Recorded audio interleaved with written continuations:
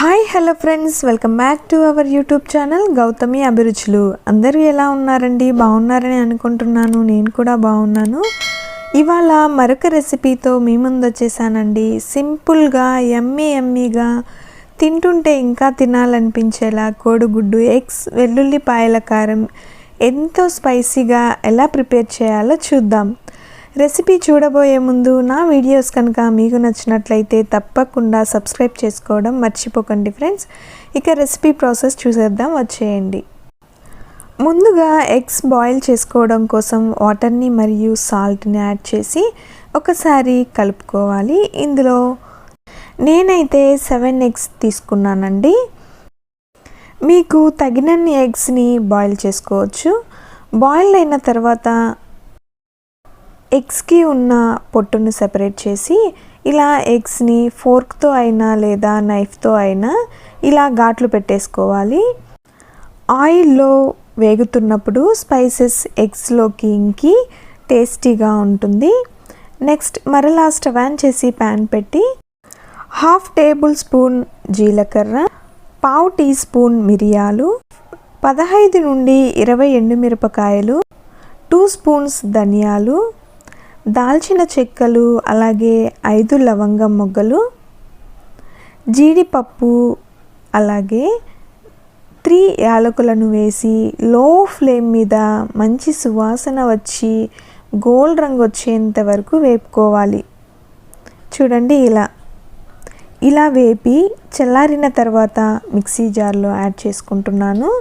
ఇందులోనే 2 ఇంచెస్ అల్లం ముక్కలు, టేస్ట్కి తగ్గ సాల్ట్ను వేసి ఫైన్ పౌడర్లా చేసి పక్కన ఉంచుకోండి.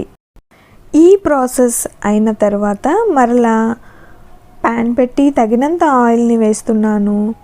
ఇందులో 1/2 టీ స్పూన్ ఆవాలు వేసి చిట్లిన తర్వాత ఉల్లిపాయల తురుమును యాడ్ చేస్తున్నాను. ఉల్లిపాయలు గోల్డ్ రంగు వచ్చేంత వరకు వేపి ఇందులోనే 4 పచ్చిమిర్చి ముక్కలను మరియు 3 మీడియం సైజ్ టొమాటో ప్యూరీని, అలాగే 1 టీ స్పూన్ పసుపును వేసి పచ్చి వాసన పోయి ఆయిల్ పైకి తేలేంత వరకు వేపుకోవాలండి.